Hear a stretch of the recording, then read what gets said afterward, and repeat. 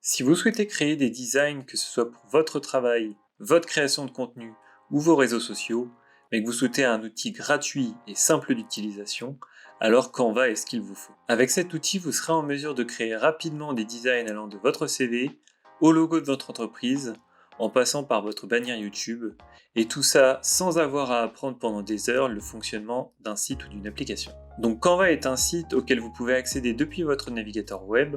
On va donc aller sur l'ordinateur histoire que je vous montre tout ça. Donc une fois que vous allez arriver sur cette page, vous allez pouvoir cliquer sur l'onglet se connecter. Donc vous avez différents moyens de vous connecter. Vous pouvez vous connecter avec votre compte Google ou avec une adresse mail.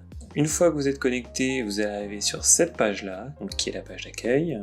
Donc sur cette page, on va retrouver différents éléments. On va retrouver notamment la possibilité de visualiser les différents projets qu'on a effectués, la possibilité de les organiser au travers de différents dossiers et classeurs, ce qui vous permettra de gagner du temps si vous avez de nombreux projets en cours. Je viens de créer un nouveau dossier, vous allez le retrouver dans cet onglet. Donc ensuite, on va retrouver les modèles qui ont été créés par la communauté de Canva ou directement par Canva. Ces modèles vont s'afficher en fonction de ce que vous allez vouloir réaliser comme type de design. Vous avez également des sous-catégories en fonction de l'environnement dans lequel vous souhaitez trouver votre design, donc que ce soit dans le cadre du monde professionnel au travers de l'onglet entreprise ou les réseaux sociaux avec l'onglet réseaux sociaux. Voilà, globalement avec ces deux méthodes de recherche, c'est-à-dire la méthode globale plus la méthode par sous-catégorie, vous devriez retrouver assez facilement le design qui correspond à vos attentes. Vous trouverez également par la suite un onglet applications qui correspond aux applications qui ont été créées en interne par le site de Canva. Bon, globalement, ça casse pas trop pattes un canard, mais n'hésitez pas à y jeter un coup d'œil. Peut-être que vous allez trouver quelque chose qui correspond à vos attentes. En haut, on va retrouver différents onglets. Donc l'onglet le plus intéressant pour l'utilisateur lambda va être l'espace design qui va vous guider en fonction de ce que vous souhaitez créer comme contenu. Et l'onglet Learn de la version anglaise de Canva, qui est une vraie mine d'or pour apprendre pas à pas à faire un design en particulier.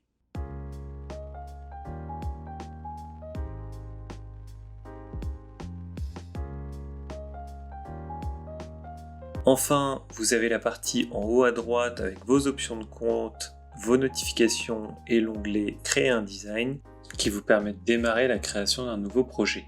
Il existe plusieurs moyens de créer un nouveau design. Si vous savez déjà ce que vous souhaitez créer, alors il vous suffit juste de taper dans la barre de recherche de la page d'accueil ou celle de créer un design. En revanche, si vous n'avez pas encore une idée précise, alors il peut être intéressant de jeter un coup d'œil à l'espace design afin de voir les propositions faites par Canva. Une fois que vous avez la base de votre projet, il vous suffit alors de taper sa désignation dans la barre de recherche. Ainsi, si vous souhaitez créer, imaginons, votre CV avec Canva, il vous suffit d'aller dans « Créer un design »,« CV », puis vous serez lancé sur la page de création du design. Cependant, je ne vous conseille pas de faire comme ça. En effet, cette méthode est pas mal si vous avez déjà en tête une vision de ce que vous souhaitez mettre dans votre design. Et si, comme moi, vous n'êtes pas un grand créatif, il existe une autre méthode qui vous permettra de gagner du temps dans votre processus de création, c'est de vous inspirer des modèles existants. Pour ça, il faut vous rendre dans la barre de recherche et taper ce que vous souhaitez créer. On va partir sur quelque chose de simple, imaginons un logo. Il existe différentes façons de faire des recherches, donc vous pouvez le faire directement à partir de l'onglet modèle en haut à gauche. En cliquant sur logo, on va aller sur les différents modèles de logo, ce qui va vous permettre de faire votre choix. Vous pouvez également y accéder depuis l'onglet à gauche, la barre en haut qui est ni plus ni moins que la barre sur la page d'accueil, et vous pouvez également utiliser la barre de recherche dans l'onglet Créer un design. Je vous invite donc à trouver la méthode qui est la plus simple à utiliser pour vous au quotidien, et on va maintenant aller créer ce logo. On va donc taper logo dans la barre de recherche, et on va tomber sur cette page. Une fois arrivé là, si vous n'avez que la version gratuite, je vous conseille d'office de filtrer les modèles pro, sauf si vous recherchez de l'inspiration pour un modèle à créer intégralement par vos soins. Donc dans un souci de simplicité, je vais reprendre un modèle existant. Donc comme vous le voyez, vous avez accès à tout un catalogue de modèles. Vous avez juste à trouver un logo qui vous plaît. Une fois que c'est fait, vous cliquez dessus et vous allez donc dans Personnaliser ce modèle. On arrive ensuite sur la page de création.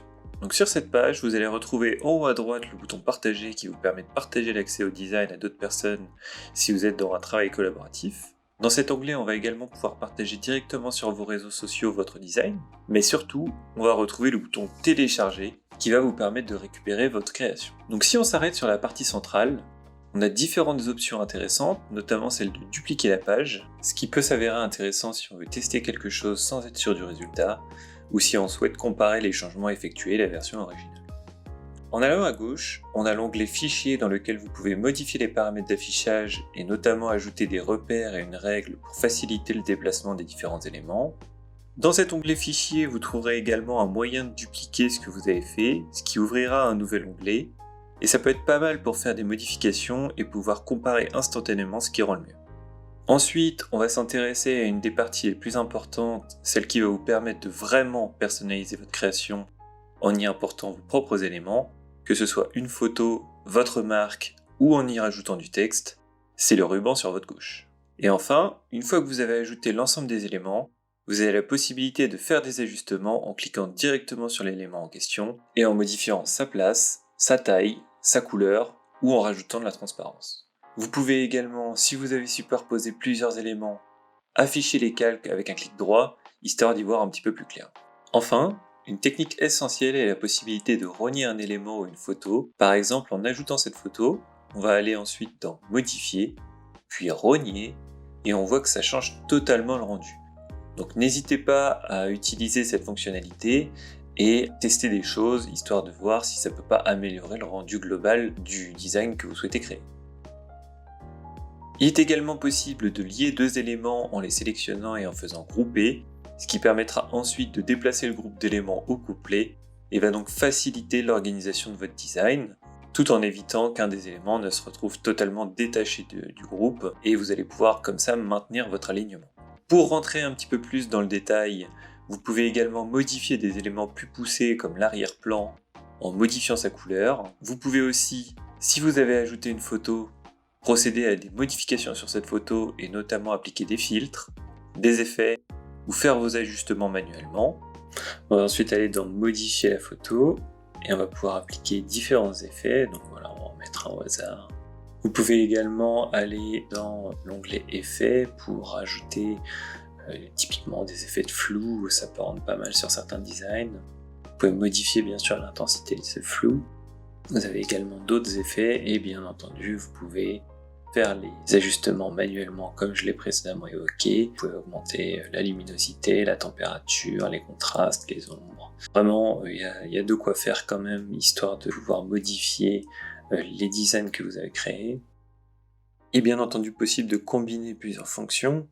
Ainsi, vous pouvez tout à fait insérer un cadre ou une grille dans votre design et mettre dans ce cadre une photo.